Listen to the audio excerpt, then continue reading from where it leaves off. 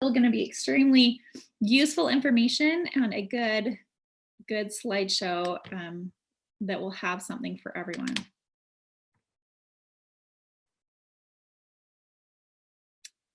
If I can get it to work, why is it not working?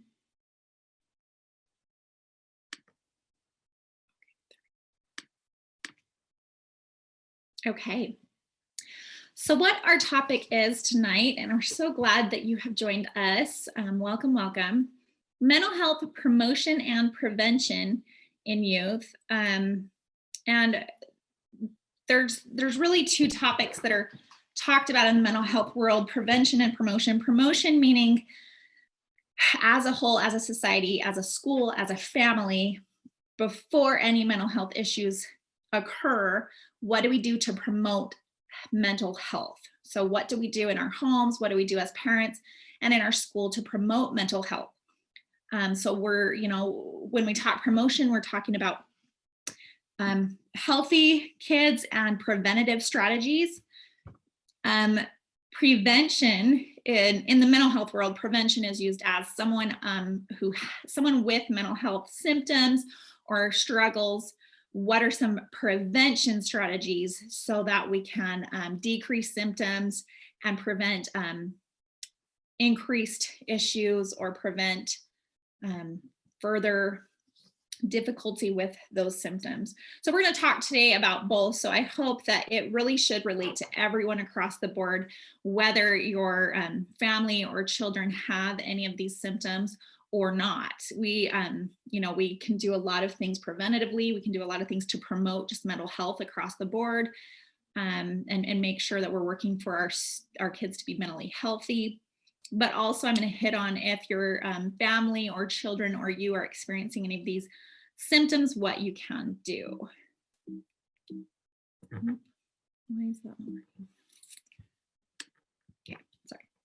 Okay, so in the research that I have found, I did quite a bit of research on this, and a lot of it is from a website I'll show you later, but it talked about mental health promotion. So to promote mental health, humans, but especially youth, have these core needs. You can see them listed here.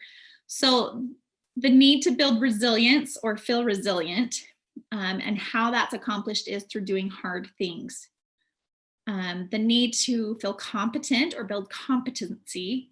So how that is targeted is building a skill, targeting a specific skill your child is working towards. And then acceptance. This is a big one that comes up for me in a lot of the counseling sessions I have with students, is that acceptance piece, acceptance from their family, acceptance from peers. So identifying and praising their strengths and showing love. This is a big one. Service. This was a surprising one, I guess, for me. I hadn't really thought about this one as much as the others, which seemed more common sense, but service opportunities and opportunities to help others was actually listed in the research as something that's really important and key to promoting good mental health. And then physical health, obviously that makes sense, right? Sleep, nutrition, and a safe environment. And then social, interaction with peers, it's key for that.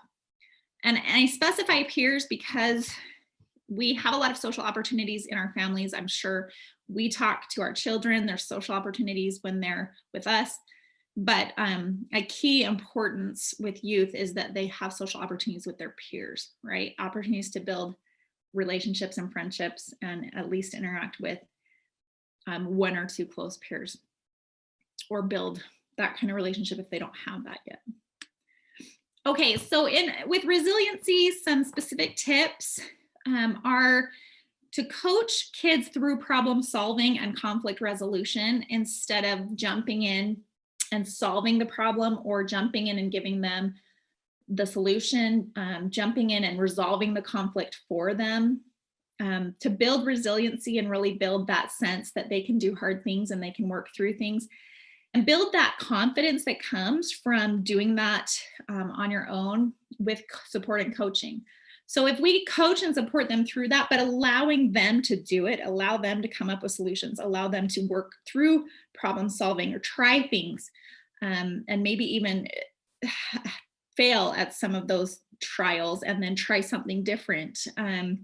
And helping them, allowing them to work through some of their own conflict resolution. The other one is do not fix, solve, or rescue during challenges. So when things can be uncomfortable for our kids, things can be challenging. This includes like, social conflict or difficulties with even like a teacher relationship or difficulties with academics or other challenges in their life. Jumping in and fixing it, jumping in and solving, or even rescuing the child from that discomfort can actually really reduce their sense of resiliency, their sense of ability. And so to build, that sense that they can handle things and they are resilient, and to build that confidence in a kid, we need to allow them to do these things and instead take the role of supporting and coaching and listening and guiding them through it, but allowing them to do it.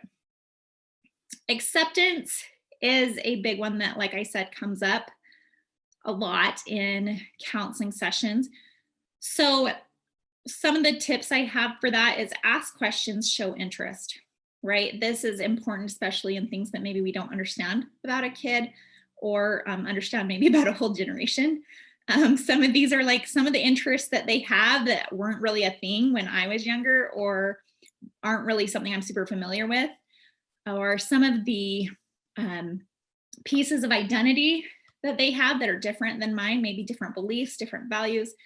Asking questions, showing interest, trying to understand is a big step. That's a really huge step that goes a long way for a kid, is just showing them that you care, to understand better. You're trying, and you're really trying to work towards accepting things that are maybe difficult to understand for you, or things that are maybe different than you expected in your child. I hope that makes sense. But, that's a big one, to have those kind of conversations and just really show that you're interested, you want to learn, you want to understand. And then reassure unconditional love, reassuring kids that no matter what, you're going to be there, and you're going to always love them, and you're going to never, disappear, kick them out, end the relationship. You're not going to stop loving them, reassuring them that no matter what mistakes or challenges or trials, or no matter what decisions they make or directions they go, that your love is constant. Your love is unconditional. And so that's a huge one, just to constantly express that and reassure kids. So, and then service opportunities, age-appropriate demands, age-appropriate chores, age-appropriate opportunities to work or serve around them. So taking into account their developmental phase and their abilities developmentally, giving them those opportunities to have a job in the home, to have a job in the classroom, which is what we do, or to have a role in the family that they fulfill to help. Or to have specific opportunities in the community or extended family to also serve or help or have a purpose. Those can really build a good sense of self and show them what they are capable of doing.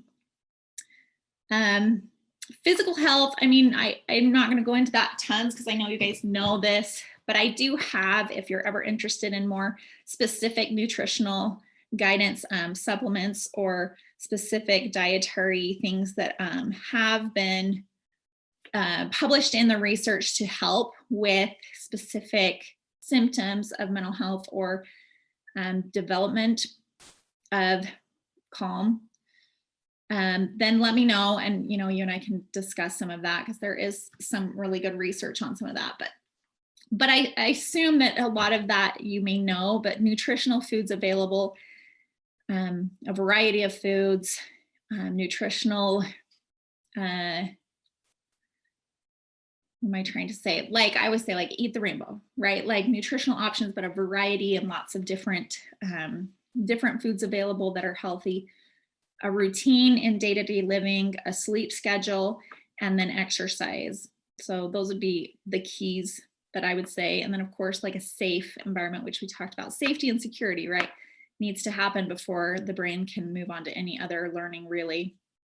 And so if you want to dive into any of those with me, like individually, we can meet, and there's a lot of research on some of that nutritional stuff if you want any of that research.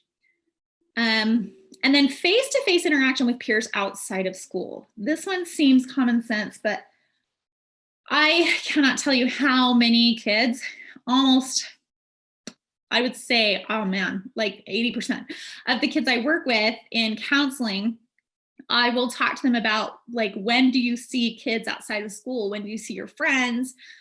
What do you do after school? Do you have play dates? Do you play sports? Do you have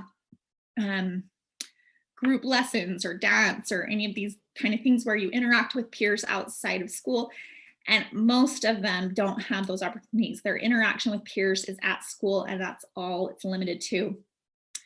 Now, school is a great social opportunity and a great social learning venue, but the interaction is limited at school. It's limited to recess and an unstructured kind of setting like recess, or somewhere where, you know, it's not guided play. It's not a lot of adult guidance and organized supervision.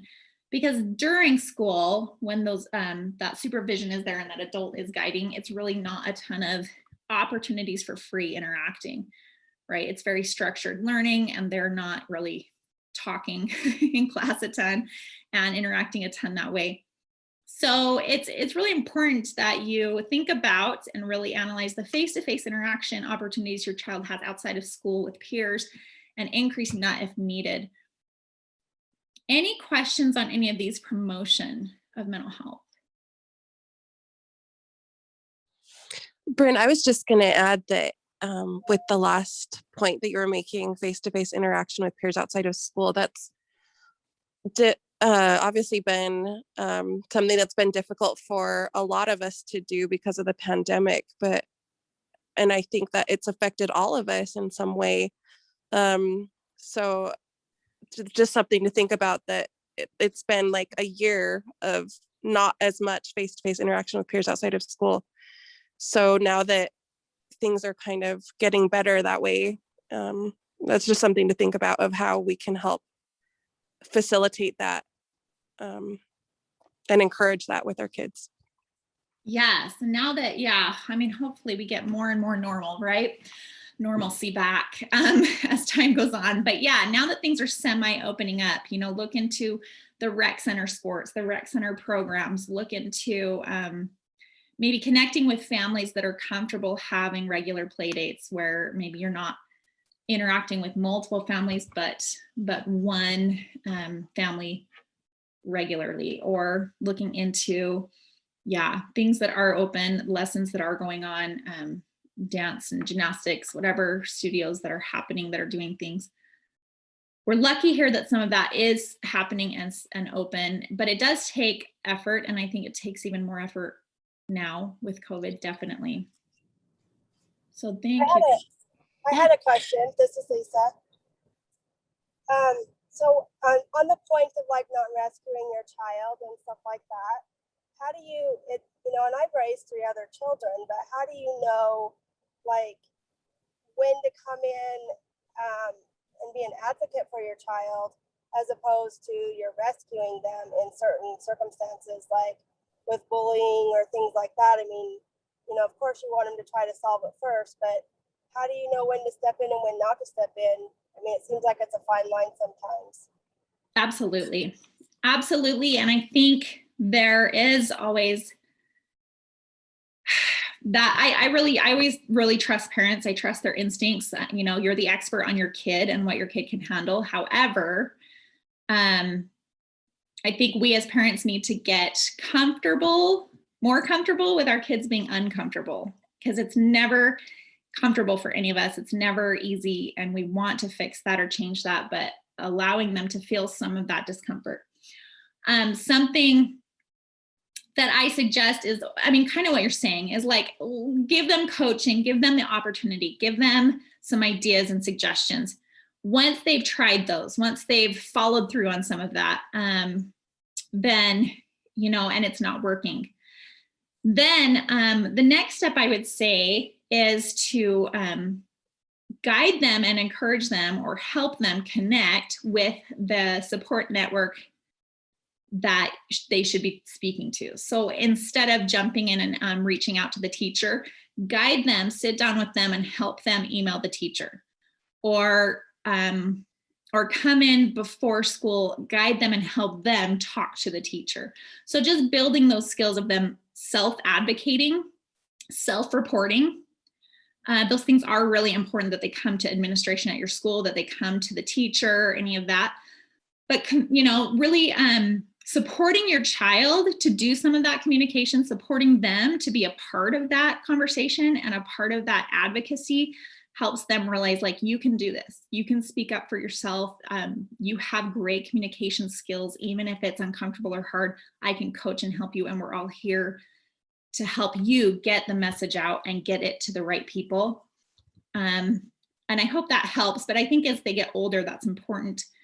That's going to be a really important skill, is that they are more equipped and more comfortable or have more experience having those difficult conversations, advocating for themselves, looking at who is the right trusted adults to talk to and who is involved that they should be speaking with. And if it's between, maybe it's not even a school issue, maybe it's more like talking to a friend or a friend's parents, you know, be involved in that and helping with that advocacy if they've tried solutions and it's not working and the problem still exists. Be involved in that, but don't do it for them. Like, have them also involved with you. Like, maybe we go talk to the friend's parents together, and I'm going to have you help with that. You know, does that help answer that? Yeah, that's great. Thank you. Okay, thanks. That's a great question. I think it is hard, and there is always a fine line.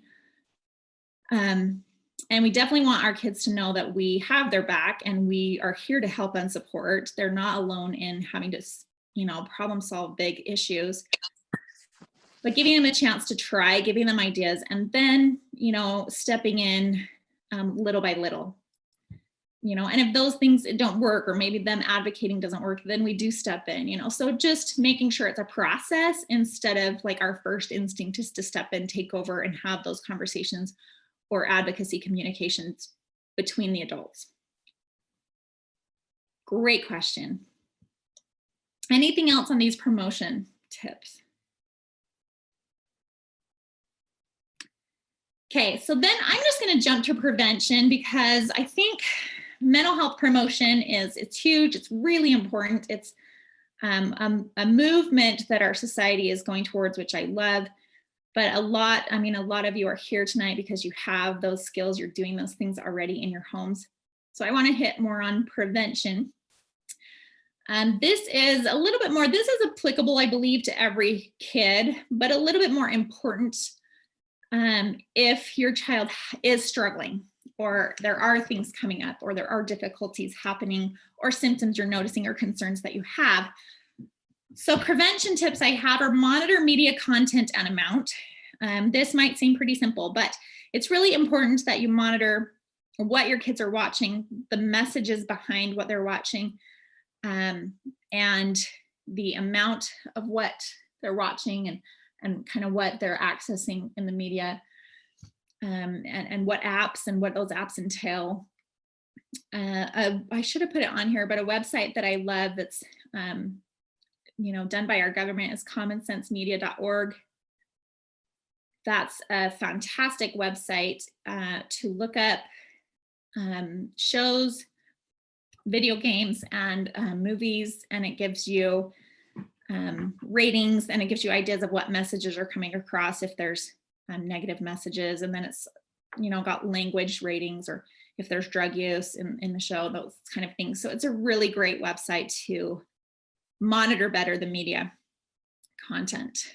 And unfortunately, I don't feel like we can trust ratings like on some of these media sources that we have like Netflix or Hulu or Prime, the ratings, I don't feel like take into account some of the underlying messages coming at the child. So that's something to really monitor. Monitoring all chats, texts, and social media accounts. This seems like common sense as well, but you'd be surprised how many times we find out as a school that some sort of chat has gone on that's pretty unhealthy, or a texting chain has gone on that's really unhealthy, or there's social media things going on between kids, and had to bring that to parent awareness, and you know, it's not being monitored. This isn't always possible, because I know that kids can be a step ahead of us sometimes, and I know that they may have media accounts that you're not aware of, or apps where they can chat that you're maybe unaware that they're doing that in. But you know, anytime you can be, you know, going through those apps, going through any media accounts, and looking at chats and monitoring those. Refrain from discussing adult stressors. I didn't put the research in here, but this is a big one, especially I feel like nowadays, and this, you know, past couple of years of pretty big turmoil in the world and society around us. A lot of patterns I'm seeing in counseling is that families want their kids really aware, want their kids really informed. Unfortunately, it's not necessarily developmentally appropriate. So, you know, recognizing what's in the world, what's going on in politics, finances, marital issues, illnesses in the family, things like this that are pretty heavy adult stressors, recognizing what's developmentally appropriate for a child to know. It's still very appropriate for boundaries to be in place, for you to set boundaries of filtering what a child knows, what they're aware of, filtering what they hear. It's not always developmentally appropriate for a child to be sitting there watching the news with you, or to be as caught up or passionate about politics or the world or society issues. It's really just not, and they can't developmentally, their brain can't quite filter or maybe handle certain worries or stressors, or have the logic to compartmentalize that. So being really cautious about what is necessary for them to be exposed to, and being honest with your kids, but that doesn't necessarily mean being completely open with them about everything, right? It's okay to shield kids still from specific issues or struggles or worries, or things going on in your family, in your home, in your finances, in your marriage, things going on in the world. So, you know, having your kid be fully informed, all informed, is really actually not developmentally appropriate at times. There's a lot of research that can really increase anxiety for kids. Any questions about that?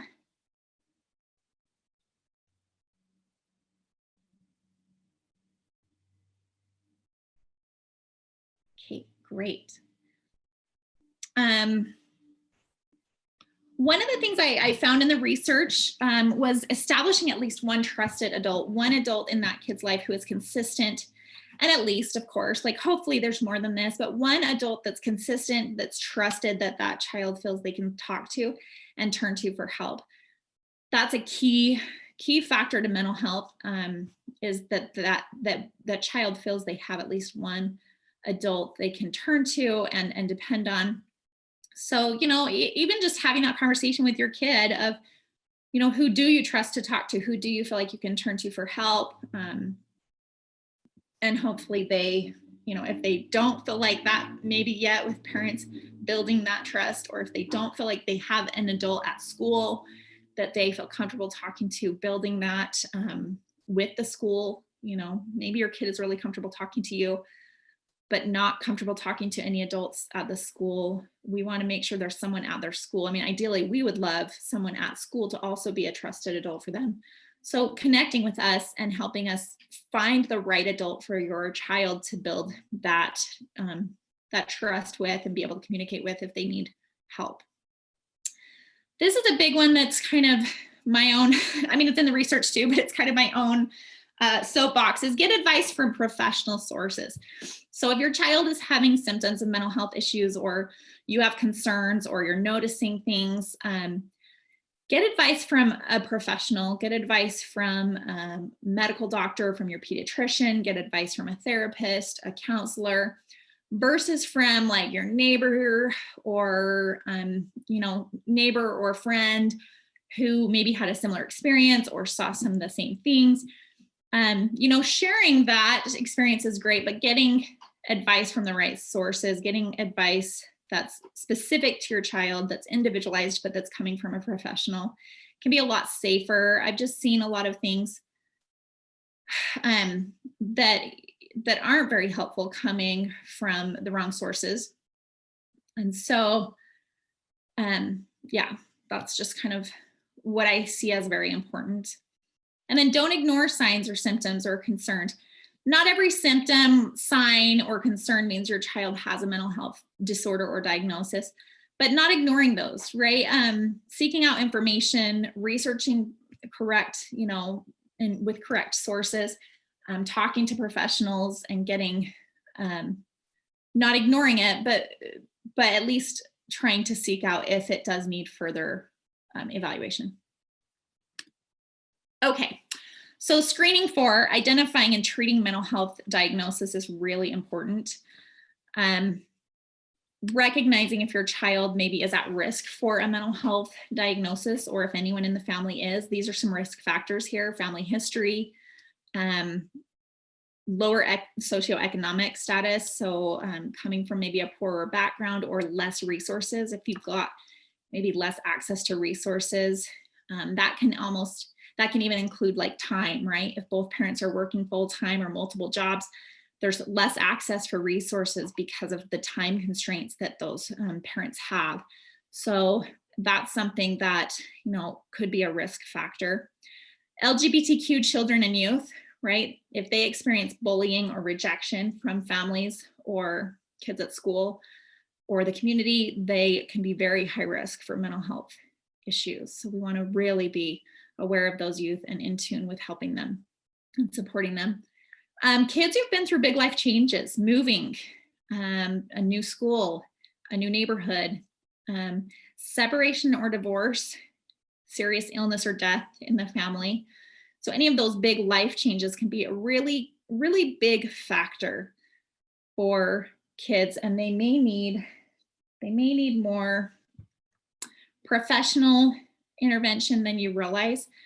And it's not forever, it's temporary, but I feel like I'm a pretty big advocate for most kids experiencing separation or divorce to get some outside support, like a therapist or counselor.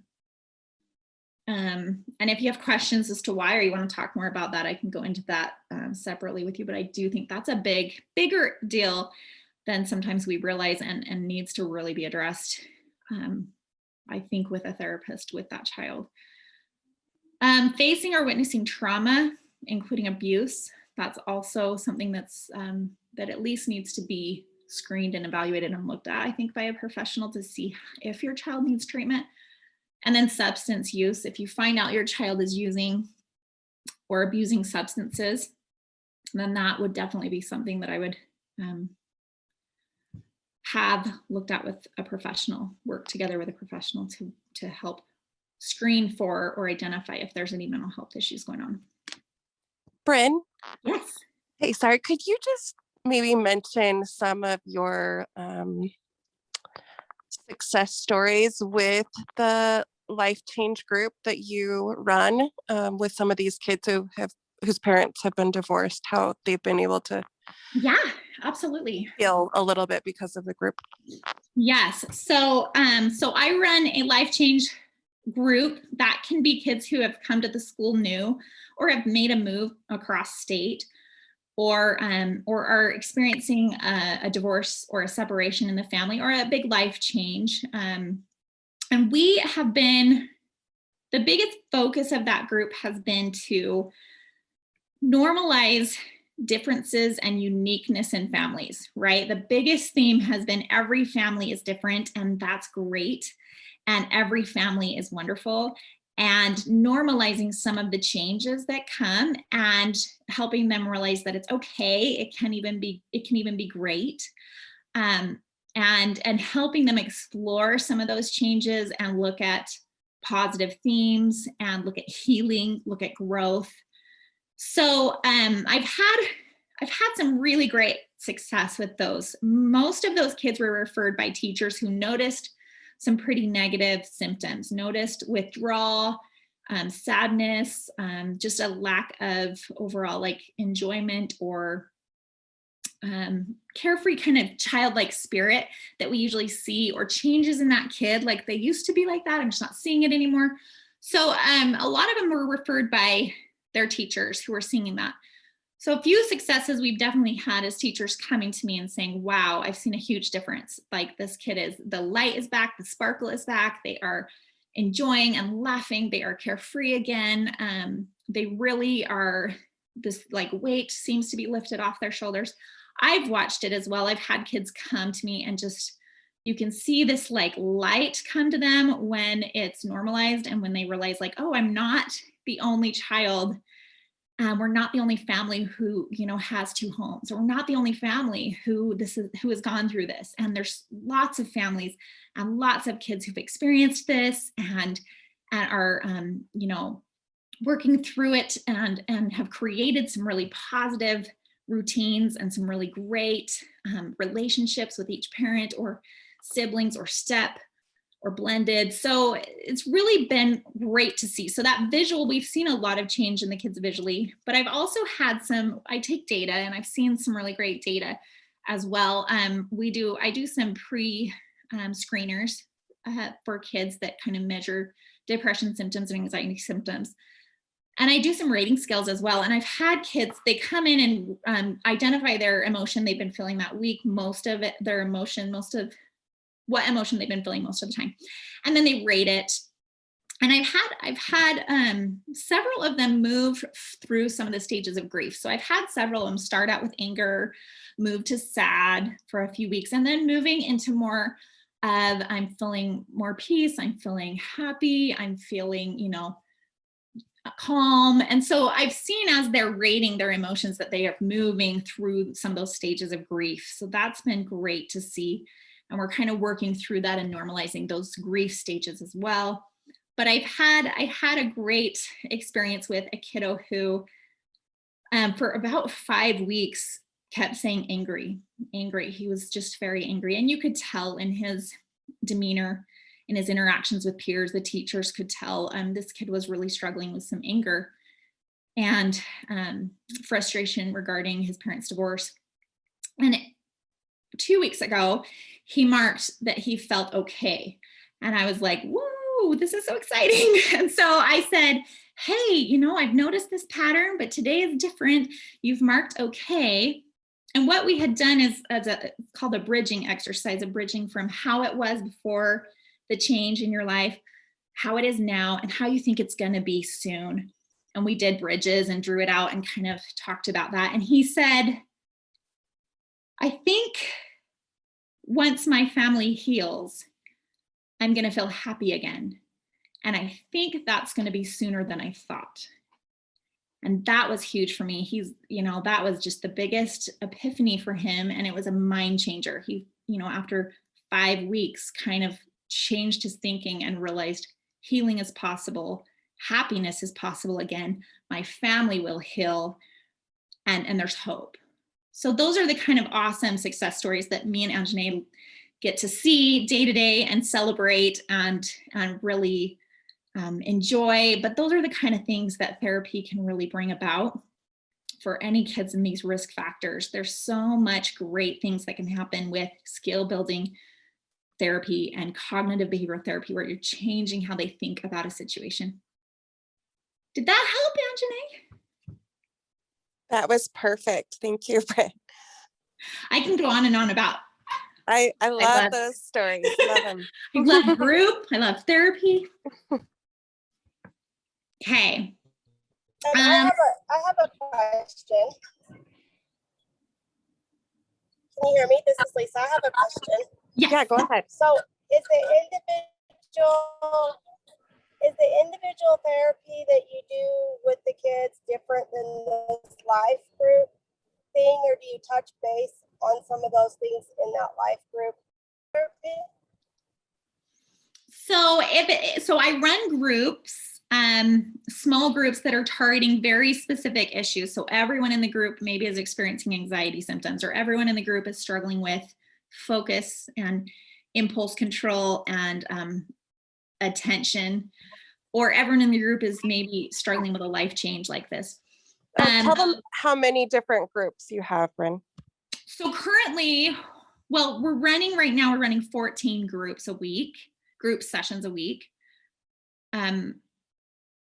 There's about 5 group topics, but those are also, some of those I'm running more than one anxiety group because they're broken into more ages.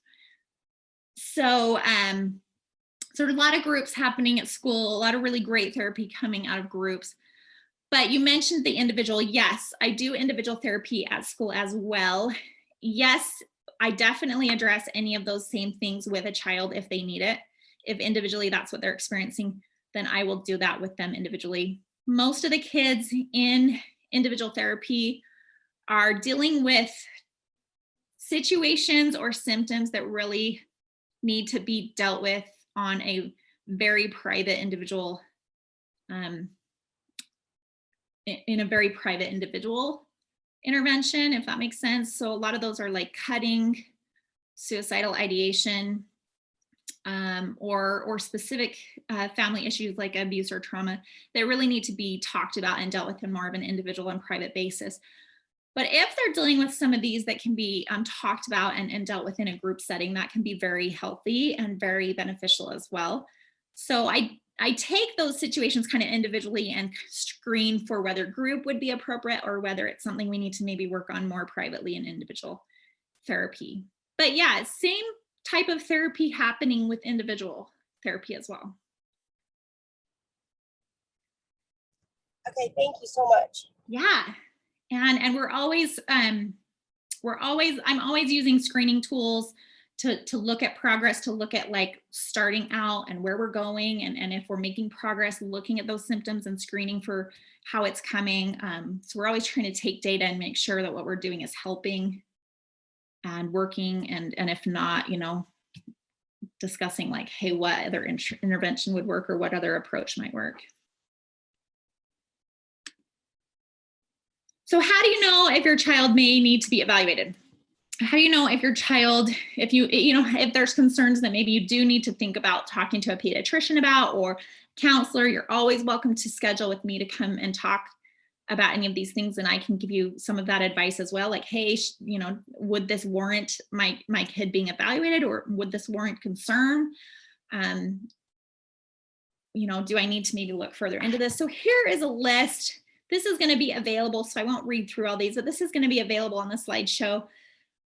These are a list of things to kind of watch for. If you're seeing that your child has quite a few of these, like changes in thinking, changes in feelings, in maybe a negative direction, changes in behavior or difficulties with behavior.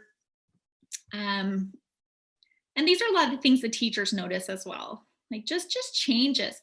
Or if the child is really not presenting as childlike. Kids aren't always happy and carefree and having fun, but in childhood, that really should be like 80% of what they are presenting and what they are experiencing. So if it's like, man, that kid is just not really presenting as carefree or having fun or enjoying life like a childhood should look like, that is concerning. And especially if any of those are new, any of those changes, and then physical changes as well. Does anyone have any questions about any of these as you read through them?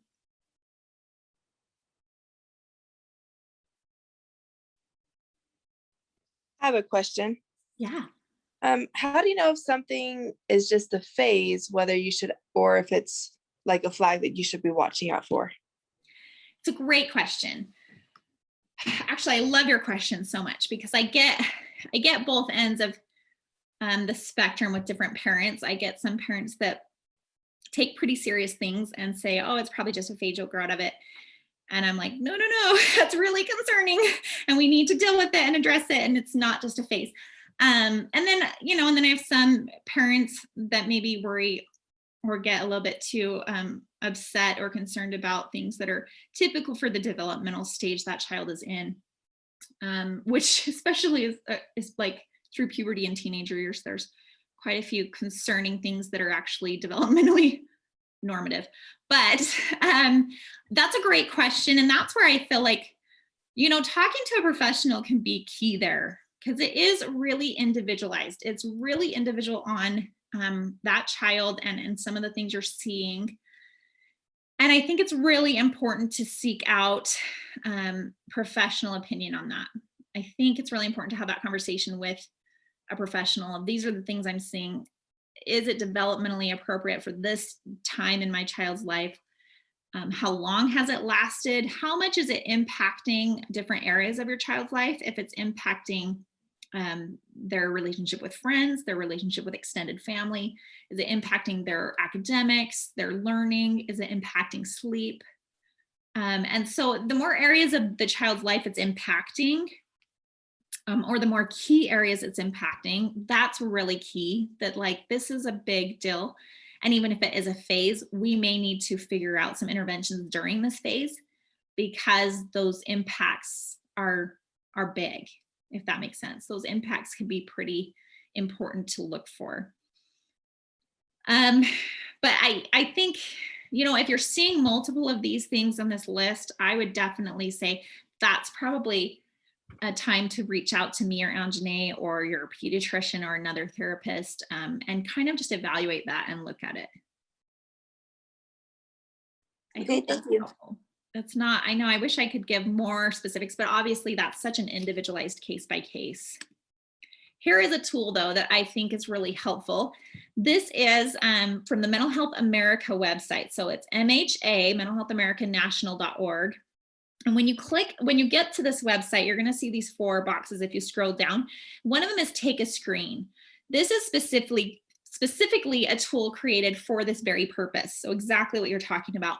Because as you can see, when you click on take a screen, there's this take a mental health test screen that comes up.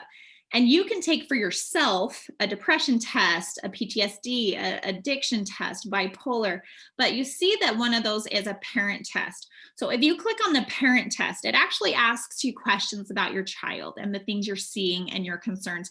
And then what it creates is kind of a rating of how concerned you should be and if you really should probably see a professional for an evaluation. So this isn't diagnosing, it's not saying, oh yeah, you have this, or oh yeah, your kid has this. These are screeners that are saying, do you need to maybe go see a professional to see if you need to be evaluated for depression? Do you need to go see a professional to see if an evaluation for bipolar is appropriate?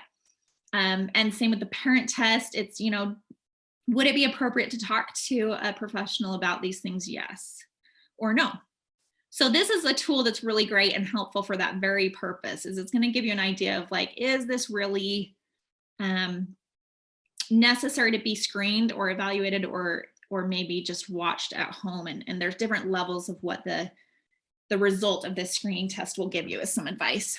And it takes into account your child's age, your child's socioeconomic, like you'll be putting in quite a bit of personal information. It's anonymous, but personal, like, okay, what's the child's race? What's the child's income in the household? What is the child's age and gender? So different circumstances you'll be putting as well, which are taken into account at the end when it gives you some results of maybe how concerned to be. So this is also a great website. You can see there's also some suicide prevention tools. There's information of getting informed about mental health and different mental health situations. There's just a lot of resources on this website, which is super great. So I really encourage you guys to use this parent screener at any time or any of these screeners for yourself even, but that parent screener, I've gone through it and it's really great. It's a really great tool. But I'm also open at any time to do any of that work with you, and we could evaluate together if this is something we want to look further into. I'll race through these because you can read them later, but it's really important that you recognize that ADHD is a real disorder, a very real disorder, a very real situation that's neurological. It's a dopamine deficient brain. So brain is not producing as much dopamine as it should, which doesn't mean, so the child is not unmotivated or lazy or irresponsible or incapable. It just means that that brain requires more dopamine to be interested, more dopamine to be motivated. And so that's makes things a little bit challenging. It means we have to have things be more fun, more competitive, more exciting, more stimulating, maybe even more risky or extreme or immediate for that child to really be interested or motivated, like you see maybe other kids be. So that can create some environmental challenges, but it's doable. You've just got to really understand the ADHD brain and treat it. Untreated ADHD is extremely dangerous. You guys probably, if you've heard me talk before, you know that this is something I talk a lot about because it's extremely risky. It's one of the most debilitating disorders to live with if it's untreated. Risk factors are across the board. This is not just focused on academics and grades that suffer. This can be your relationships, social and emotional issues, safety. Adolescents that go untreated are much higher risk. And the research is astounding and very alarming. If they go untreated, they're much higher risk for drug use, alcohol, self-medicating, and risky behaviors such as sexual activity or other things that are risk-taking. They're at extremely high risk for car accidents or driving risk-taking, and their accident rate is very high compared to teens without this, or ADHD kids who are treating it. So keeping that in mind is, it's not something to ignore. I just want to stress that, like, if you're seeing those kind of symptoms in a child, it's definitely something to take seriously and look at treatment options and work with them specifically on it. Anxiety is the same. Anxiety is a very real disorder, very real concern. Don't blow it off or brush it off. And anxiety symptoms or fears or worry or difficulty doesn't necessarily mean your kid has an anxiety disorder. But if a kid has anxiety symptoms, we really need to take those seriously. It's important that you name it, you talk about it, give it, call it what it is, call it worry, call it anxiety, talk about it, talk openly about it, get them familiar with what's happening with their body and brain, help them to make it less scary, validate that it's real and can be hard to deal with, but help them, talk openly about it, talk about managing it, and it makes it a lot less scary when you normalize it, and help them find coping tools. Combating specific fears and worries with research or logic or information. I love the internet for this. If a kid has a specific fear, even if it's completely irrational, perfect. Let's look up some information so I can show you that that's not possible or that that's irrational. This can be as simple as a video on YouTube or information from science that proves that that's really not a very valid worry, or you don't have to stress too much about it, or statistics, right? The probability of that happening. It seems like, would that information or that kind of research make things worse? But in my experience, the more knowledge we can give a kid that is combating those kind of fears and worries, it's really powerful and gives them a lot of tools to remind themselves when those thoughts are coming up. The University of Utah has an awesome resource called the Warm Line. This is not a hotline or crisis line. You don't have to be in an emergency at all or in crisis to use it. It's a service where counselors up there from the University of Utah are ready to answer the phone at any time. The Warm Line is simply for anyone who needs to talk. This can be for anxiety, it can be for depression, it can be for anything really related to mental health. It's not a crisis line or an emergency use, but it's, anytime if your kids or you need to brainstorm with a professional or talk about something and process it with a professional, this is a great resource to do that. This is an awesome app. There's a lot of apps, and we could explore so many. So go ahead and feel free to explore a lot of different apps because different ones will work for different kids. But I just kept in this presentation the most highly researched ones, research-based. This is a cognitive behavioral therapy-based app called Clear Fear, and it's excellent. It's excellent. And I also kept the ones in that are specific for youth or that are best for youth. Usually that means they're simple to use, they're colorful, they're visual. So you can see some screenshots of this. It's a great app to use if your kids have a phone or can use your phone to help with their anxiety. So those are a couple of resources for anxiety.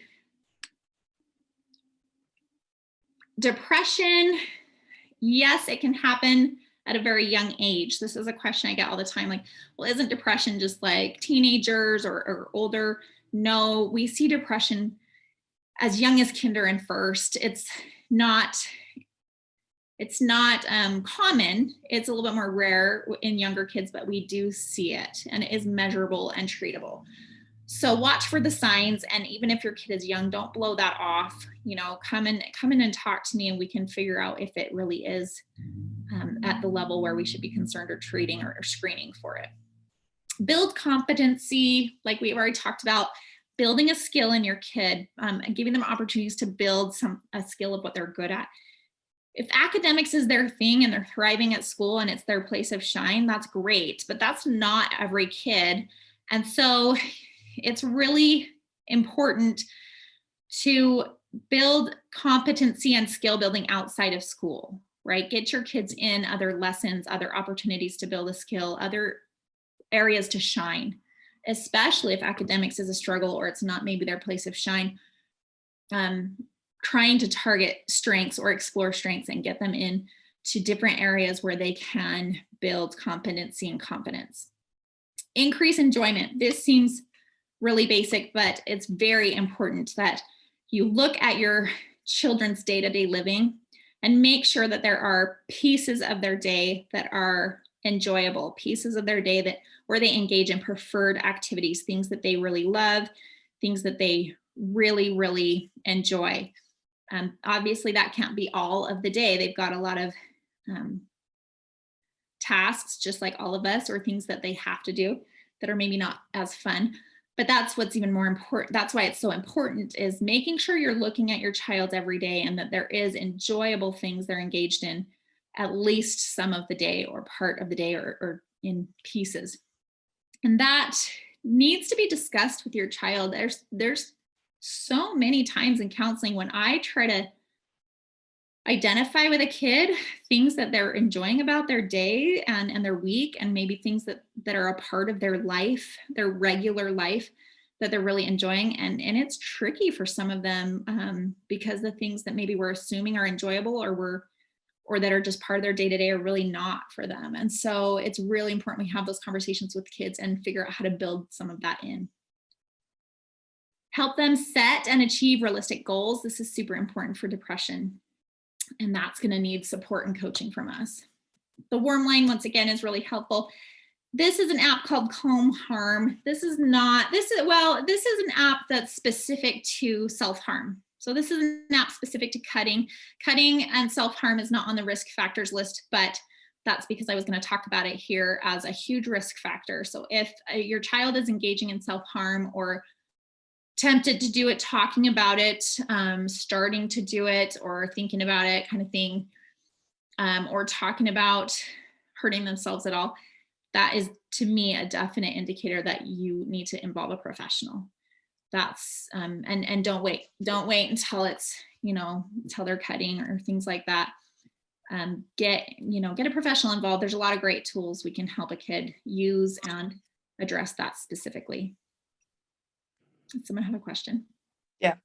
Are there other signs a child can show other than cutting themselves that is considered self-harm? Yeah. Yes. Really anything they're doing, that causes bodily harm, including risk taking. Sometimes kids will engage in high risk taking behavior because they don't really care if they get hurt. So some of that can be almost categorized and considered like self-harm, because even though you're not, specifically trying to harm yourself, you're not avoiding or trying to keep yourself safe. And that's a big indicator of depression or lack of hope. Kids there's a lot of them. So you'll just want to like keep talking openly, open dialogue with your kids and watching for things. But some kids dig and pick at skin or at sores. Some kids do what's called erasing, where they take an eraser or an object and rub really hard, and they're rubbing, and you'll see a lot of red marks. You'll see a lot of almost like carpet burns on their body. And so, yeah, it's not always cutting. There's other ways that kids are self-harming. And so just keeping an open dialogue about those things and noticing any of that. Did that help? Those are the ones I've seen. There's probably even more, That did help. Thank you.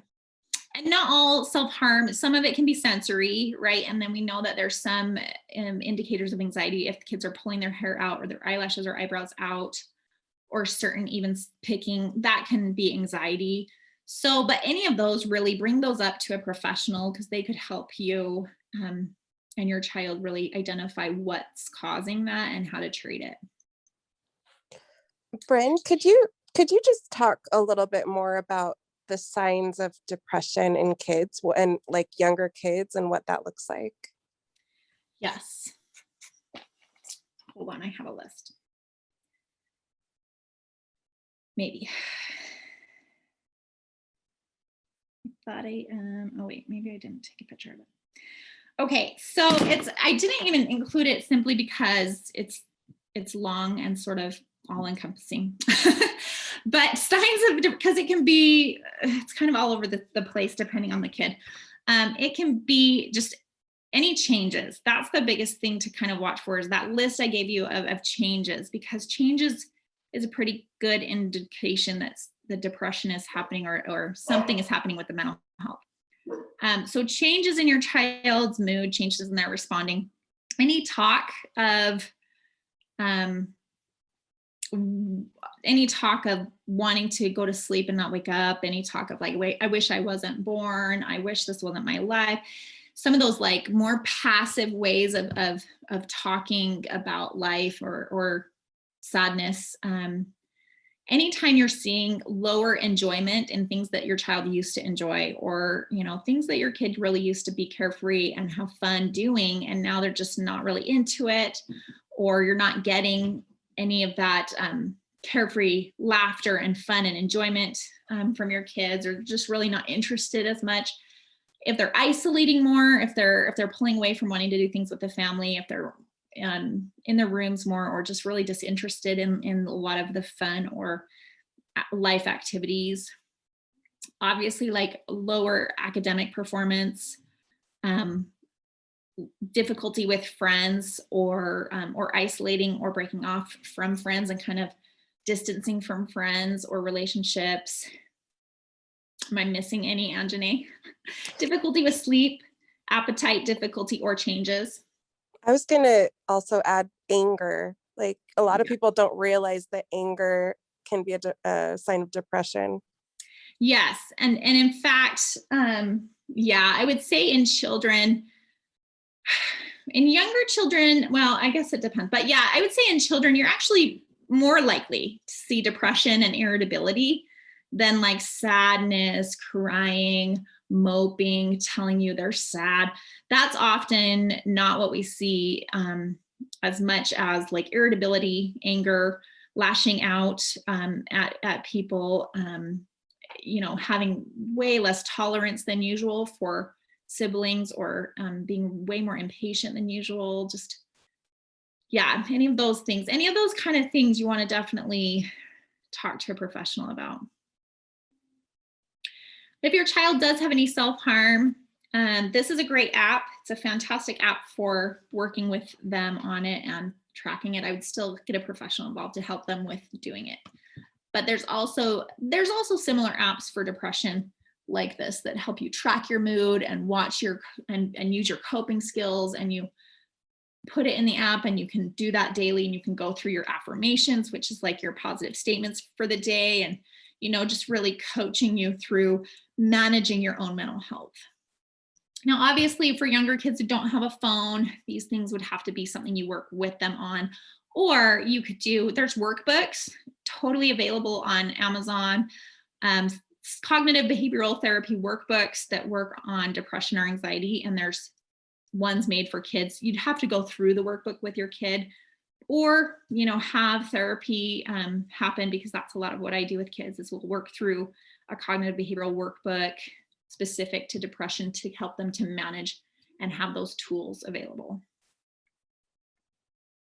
But if you ever want any help with that, I can help. And there's books too that help kids and parents go through those. These are some, yeah, please. So is that like a lifelong thing? Like if they,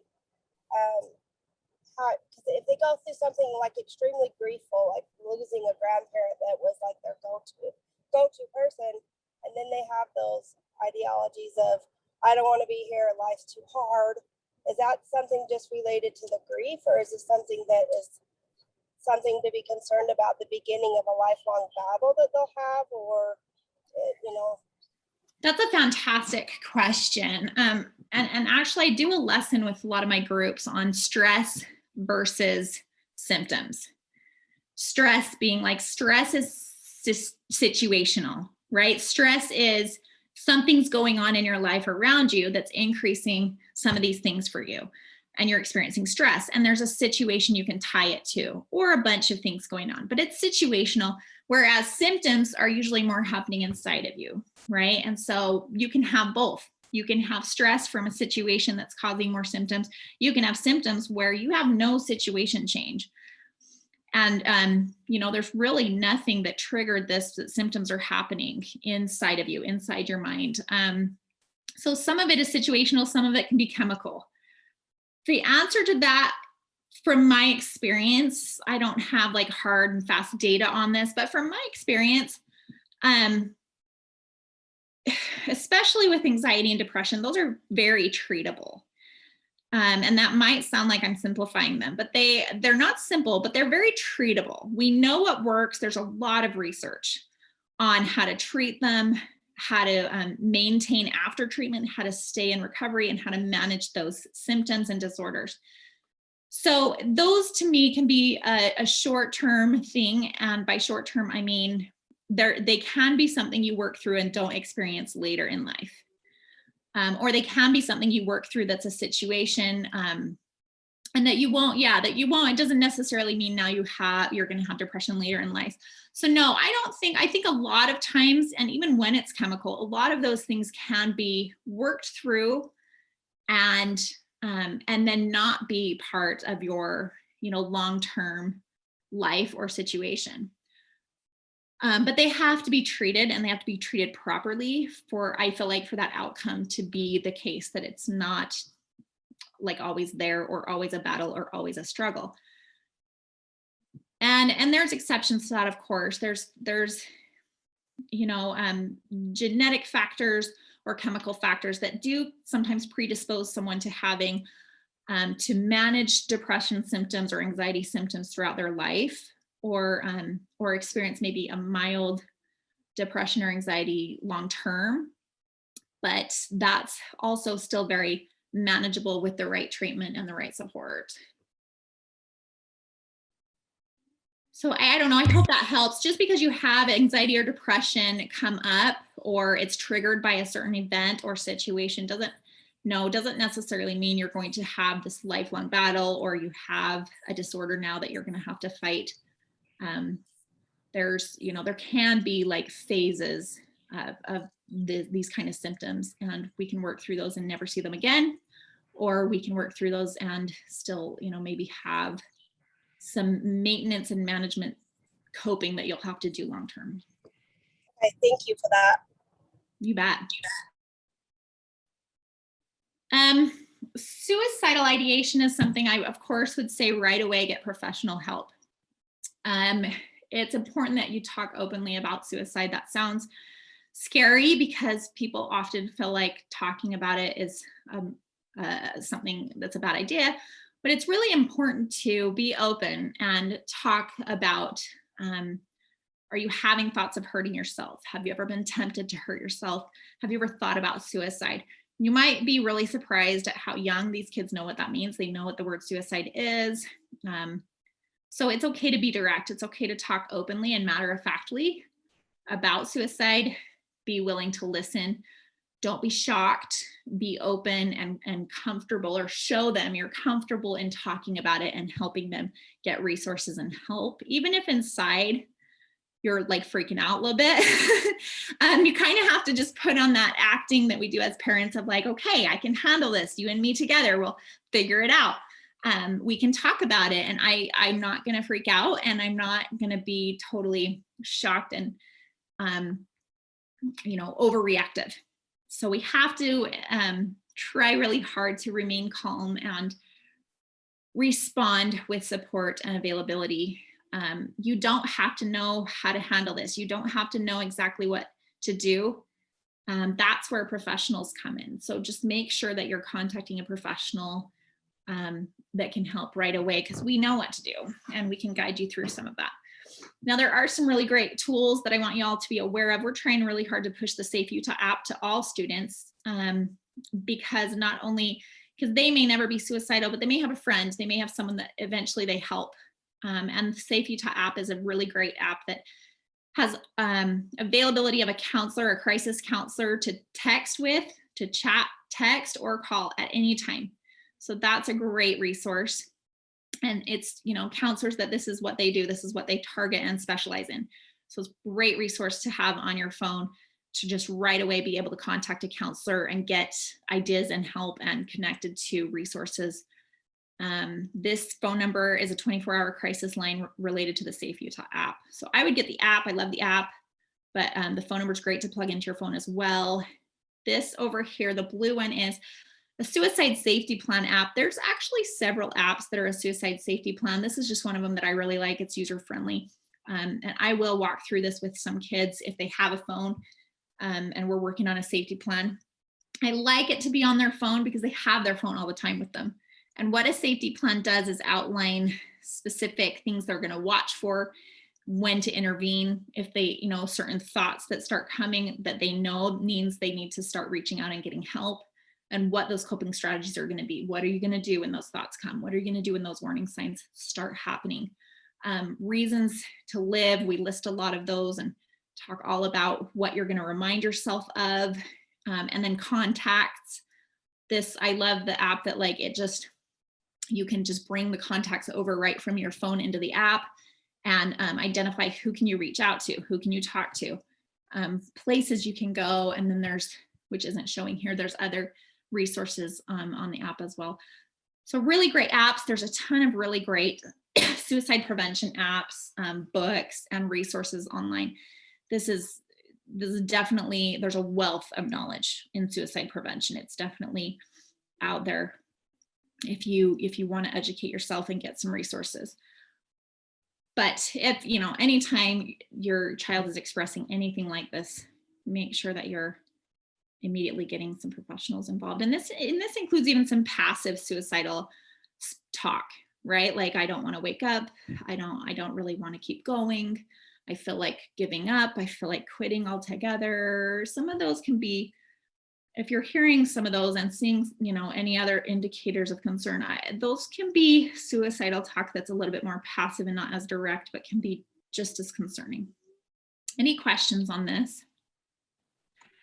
When you mentioned it doesn't, like, we'd be surprised at what age a child could start thinking about these things. It's almost like, how would I even ask that to my kindergartner without ever putting thoughts in their head? Perfect. Like, and making them wonder about it. And yeah, perfect. I love it. It's a great question, because I definitely talk very differently depending on the age of the child. I definitely ask different questions. This would be if you're dealing with a very happy, healthy, childlike kid, it's probably not something you need to bring up. But if you're seeing changes, you're seeing signs or of change, irritability, depression, any of those things, it's okay to ask things like, do you ever feel like you don't have hope, or you don't think things are going to get better? Or you can ask it in a more positive way, like, do you believe things are going to get better? Do you think that you and I can work on some stuff and things are going to feel better? Or do you think you can feel happy? Do you believe that you can enjoy life? Or do you feel like when you wake up in the morning that you're glad that you're awake, you're glad that you're alive, and you're glad that you have today to go through? And then, if they're like, no, then you can explore that with them. Like, oh, well, what do you think? What do you feel in the morning when you wake up? What do you think when you wake up? That can be a little bit tricky, of course, with younger kids, because they're not quite as thought aware. But it's okay to kind of ask some of those questions. And I usually relate it a little bit more to hope. Like not that they know what that word means, but I relate my questions more to like seeking out if they have hope, if they are experiencing enjoyment. You can ask a lot of times, like, do you still enjoy this? Do you what makes you happy? Do you laugh, and what makes you laugh? And what are you enjoying about your life? And what are good things that are happening? And when are you happy, or what makes you happy? If they can't answer some of those more positive questions, then I get kind of concerned that we probably need to do some evaluating for depression and looking at this. And that is a little tricky. I would say we do want to tread lightly with younger kids, but exploring more symptoms, exploring more how they're feeling about life. Does that make sense? Yes, thank you. And then really, like, as young as 3rd grade, you can start being more direct and talking more about, like, have you ever thought about hurting yourself? Do you ever think about not wanting to live? Do you ever think about not wanting to wake up? This is not a question I just start asking any kid. I mean, you don't need to screen and ask any kid this. This is if this is a concern and we're starting to see some real signs of hopelessness or depression. You can start asking some of those more direct questions and letting them know that it's okay to talk about those things. And I usually try to really let them know, you know what, those are thoughts that people have. Those are thoughts that at times we've all kind of had. It's okay to talk about those. And it doesn't mean you're crazy and it's not strange. We just need to talk about them and work through and figure out what's going on and find help. Something sorry, go ahead. No, I'm sorry. I along that same line of questioning, when you have a child that you're already getting help for that a little bit, but you don't want to like over talk it for that same, the other mom brought up that perfect question. I was like, oh, thank you. I was kind of wondering the same thing. If you over talk it or there's too much information, then doesn't that make it, more realistic or more apt to have them, think that way? But then how as a parent do we come back in to follow up with those questions? And when it's not too much or too little, or how do we, because they're already getting help for some of this, but then how do we come in to support the help that they are getting on our end? Good, I love that. I think it's really important if your child is getting counseling or your child is getting therapy or help, that you're working with that therapist to at least know the vocabulary that you want to be using. Because I use specific vocabulary based on a kid's age. What I would want is that check-in to be that same vocabulary that kid is used to, so that we can check in on those things and they're used to that check-in. It's not planting new ideas or not, like you said, over talking about it. So you want to ask the therapist or the counselor, like, okay, what kind of verbiage have you been using with this kid? What kind of language or vocabulary are they used to that I can be asking? There's so many tools. Mostly what I use and a lot of therapists use will be a rating scale. And we've gone over what's a 0, what's a 5, what's a 10. And we have a rating scale that we use as a check-in for that child. when I see them, like, hey, okay, let's check in on your depression. Where's it at with blah, blah, blah, blah, blah. And so I would want my parents to be familiar with that rating scale so that you can also do that same check-in. You can do a mood meter, right? And some of the apps have that where you're daily checking in on a mood. How's your mood today? Where's it at? Those kind of check-ins to just touch base with a kid. An analogy I use with a lot of kids, including younger kids, is I'll say that the mind is like the sky. Your brain is like the sky, and thoughts are like clouds that come into the sky. Some of those clouds are big and white, fluffy and bright and happy.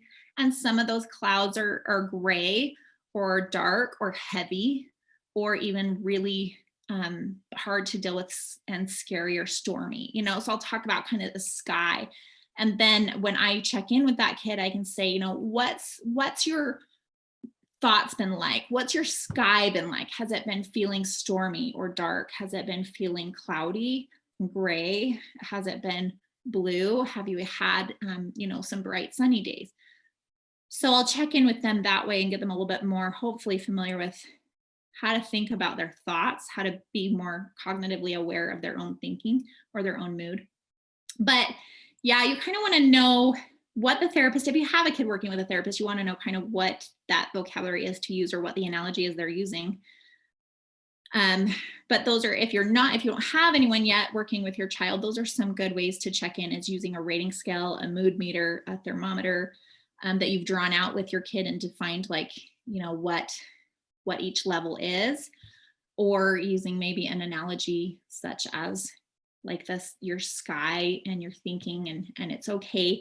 And I talk about, it's okay that we all have gray clouds come in and roll in. We all have storms come, but they roll out, right? They roll in, they roll out. And then we actually, in therapy, we talk about our umbrella. Our coping skill is our umbrella during a storm, and what we can use to protect ourselves from those heavy storms. And so there's a lot of analogies you can use in therapy that really help younger kids understand some of this. I hope that was helpful. Yes, thank you. I mean, I didn't even think about this, but we actually use that in my job. And so when you said that, are you a 0, a 5, or whatever, I'm like, oh my gosh, we do that at our weekly meeting. Our supervisor checks, how are you? Because my job's really high stress. And it's like, I didn't even think about using that with my child. So that's great. Thank you. Yeah. And these kids are just so incredibly bright that, once we really make something visual and understandable, they're pretty dang good at being able to accurately look at how they're doing and let us know and keep us informed. They're pretty dang good at that. But, don't feel like you have to own all of this and take this all on.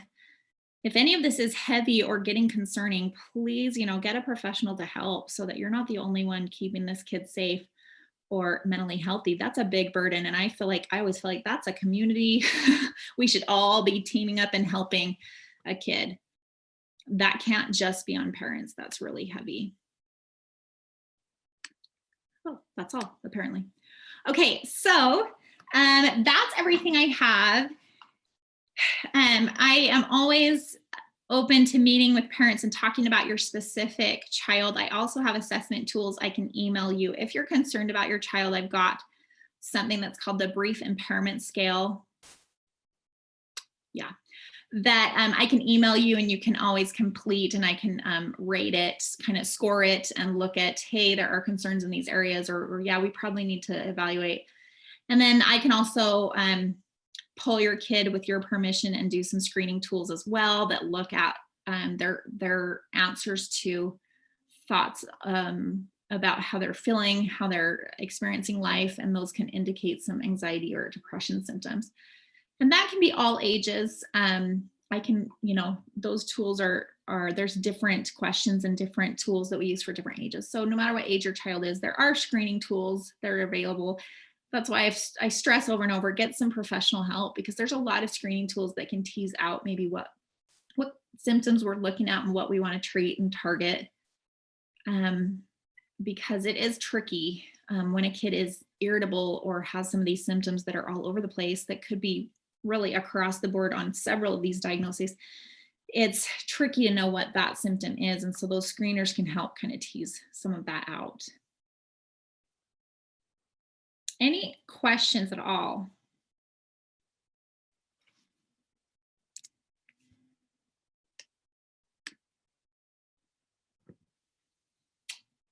And if you want any more resources, feel free to email me and let me know, hey, you know, even if it's my kid struggles with these symptoms or this difficulty, I can email you some workbooks or children's books. I can give you some links to websites. There's a lot of resources that are great for kids. And so, yeah, reach out. It doesn't always mean that you need mental health treatment or any further intervention. Sometimes it's just a matter of resources or specific tools to make things more understandable to a child. So there's great children's books and there's great videos to make things more clear to a kid. Thank you all for coming, and I appreciate staying so long. I know that was long, but I'm really appreciative. My email is there in the chat, bbell@gwacademy.org.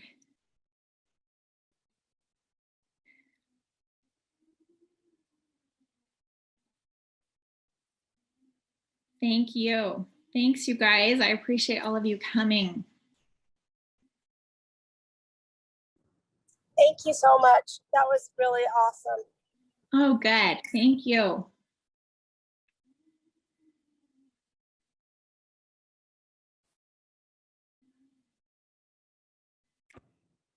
Have a good night.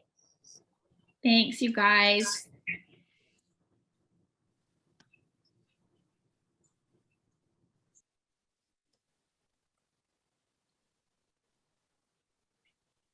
I think I have a question. Yeah, please. So I'm a single mom with 5 kids, 3 of which are in school. And I feel a lot of pressure of how am I to make sure that every day each child reads, they do their homework, they have some chores to help out around the house because, you know, I can't do it by myself. And as well as having family time and individual time. And really it's only in family meals and stuff. And it's like so hard to think about how in the world to do that with 2.5 hours. And I just feel overwhelmed a lot, like I'm not able to give my kids what they need to help them. I love your question because I think it's a definite struggle for every parent. But I have such respect for single parents because you're trying to do it all. And that makes it even harder. I love that you've consciously thought about it because that shows right there that you're a very in tune parent and you are probably fulfilling a lot more of your kids' needs than you're giving yourself credit for. A lot of it is balance and prioritizing, right? Not every single thing that is out there in the research that's helpful to kids is necessary for your kids, and you know your kids. Family meals are great, but are they necessary? You know, that's up to you and your family culture. One-on-one time is important, but it doesn't have to be a tremendous quantity of time, right? Moments are important, one-on-one moments where those kids can open up to you if they're struggling, or they can have a private conversation with you. But those are not something that has to be available every single day or routinely, right? I don't have to have one-on-one time built into every single day for every single kid. It's really more about the culture that you create in your home, the culture you create of being available for when stuff does come up, being available in the sense that you're willing to talk if something comes up, you're open to it, you're not going to freak out, you're capable, and you show your kids, I'm very capable and strong. I can handle whatever you need to talk to me about, and I can work with you on it. And being available in that sense, that doesn't mean that you have to be sitting down and having a family meal and having these kind of conversations regularly, or having that one-on-one time, like I said, every day with a kid. So, you know, give yourself a lot more gentleness and leeway in the sense that creating a safe, secure environment, which sounds like what you're doing already, and a routine every day where they know where they are and what adult's going to be available to them. And going through that routine of family life and structure, right? We get home from school, we work on things, we work on our schedule, we work and engage in the things we have to get done. And then we have a bedtime routine and we go through that and we go to bed. And that's just fine. Those kids are getting security, they're getting safety, they're getting predictability. And if something comes up, they will know that you're there and they will know that you're available for that. And that's what they need. That's what they need. Well, what can I do to make sure that they still have their time to be kids? You know, to play outside or do other stuff, because I don't know at what point or how to help them unwind from school. If they need that, like we live out in Ivans, sometimes the second they get into the car, they're fighting. And then it's 20 minutes of fighting. And so, you know, somebody's angry or upset. And, you know, I feel like my kids are lacking that child time that they need when we get home. And so it's kind of like, man, should I only have them do homework every other day? Like they still get it done, but it's every other day instead of every day. So then maybe one day they're actually having time to play and be kids. Yeah, I think there's definitely a balance that you have to explore and make those individual decisions for your family and your kids. It is really important that kids have things that they enjoy throughout their day, times that they are really enjoying being a kid. Now, one thing I love about George Washington Academy is that there are multiple recesses all the way up through 7th grade. That's really important developmentally. And so remember that your kid is getting 3 recesses or 2, but most grades are getting 2 or 3 recesses. And they're getting a lot of fun throughout their day that's built into lunchtime and brain breaks and things like that. So don't feel tremendously I just want them to hate being at home, like right, because I feel that sometimes like it's just not fun, or you know, they don't want to do the other stuff and they want to play, and it's like, oh, maybe if I have them play first, maybe they'll do the other stuff better or something. Right. And I get asked that a lot. My experience is that it's pretty tricky to get a kid back on track once they're like playing or doing really enjoyable preferred activities. It's pretty hard to transition them back, right? And so I think typically you're most successful in jumping into the non-preferred first and getting it done and then moving to like what they prefer. Now, some kids do better with breaks, like, okay, we're going to do 10 minutes of homework and then a 10-minute play, then 10 minutes, but that's a lot of transitioning them back to the homework, which can be challenging. Right. So one thing to consider, which I always tell parents at George Washington, because there is a drive home, right? Everyone's commuting, is that, you know, people think like, oh, well, when they get home from school, they need a break. They need a brain break, but your car ride is that, right? Kids don't need a long break to get their brain ready again to engage and to give their brain a little bit of a break and a calming. So, you know, your car ride can be that, having it be a movie on in the car or music on in the car, or even just quiet in the car and allowing them to process or allowing them to talk about their day or not talk about their day. But that car ride can be kind of that break. And then we can jump in when we get home back into like, okay, now we've had a break. We've had this like brain break. You really haven't been working or stressing. You've just been hopefully able to relax a little bit on your drive home. Now we need to jump into homework. It's always okay to explore the balance though, and explore those boundaries. If your kid is